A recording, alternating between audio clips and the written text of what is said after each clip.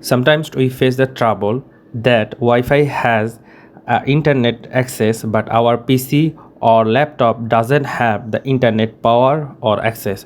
So let's solve this issue.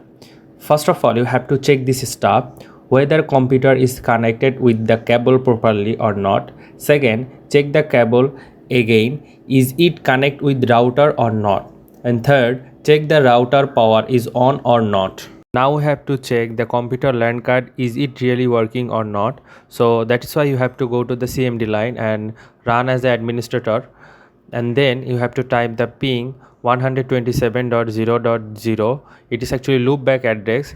It will give the information LAN card is working on. After observing all of that, we can surely say that there is no issue in LAN card or Wi-Fi connection.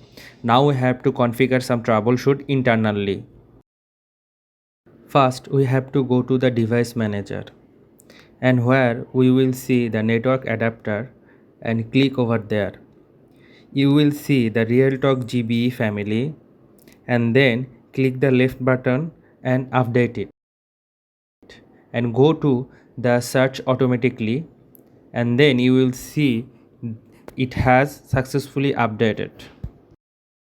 Second method, you have to go to the search option and type the CMD and open it, run as an administrator, and where you have to type the ipconfig/all and press the enter, and then again type ipconfig/release,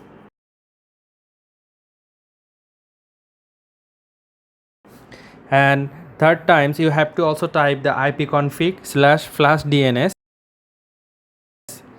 and lastly you have to type the ipconfig/renew, where your all the internet inner activities will be restart once again. Take the restart your network adapter also.